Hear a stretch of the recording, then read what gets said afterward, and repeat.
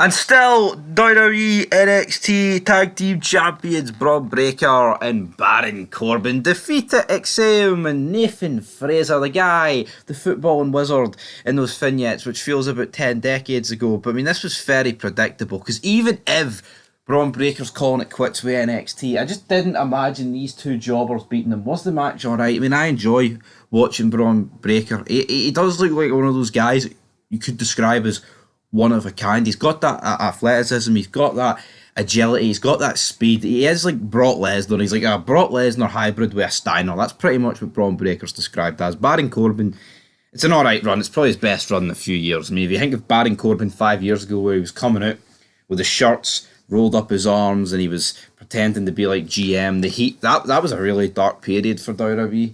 But then the two guys are taking on me. What chance have they got going into this match? But it went about 15, 16 minutes.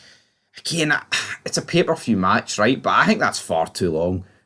I mean, Baron Corbin 2-on-1 or Braun Breaker 2-on-1 should be defeating these guys inside of 5 minutes. And I think that is the biggest problem with wrestling today. You've got these overly long matches, right? Overall, even if people are equal, but you've got these overly long matches between people that aren't equal. Like, these two should be making mincemeat of these, man. Except and Nathan Fraser, this should be a squash match. This should be under 180 seconds. I do genuinely believe that. That's 3 minutes if you can do your quick math. But they won.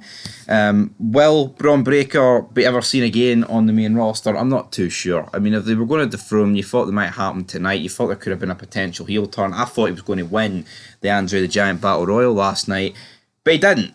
And judging by how fucking bad that match was, he's probably glad he wasn't in that. I'm sure there's a few injuries this morning and a few people that could be getting released in the spring cleaning, because that match was one of the worst I've seen in recent. I mean, we hold the men to a higher standard to the women here on Fog Wrestling, and that match was one of the worst you'll see this year between the men. I mean, it was like every second move was a botch.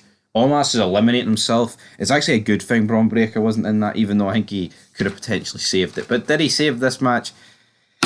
Not really, because like I said, it's predictable. You know who's going to win, and then it still goes like 16 minutes, about 10 minutes, 13 minutes too long in my book. But they retain the Wolf Dogs, the Brother Dogs, whatever they're called. Aye, they're still champs. We move on.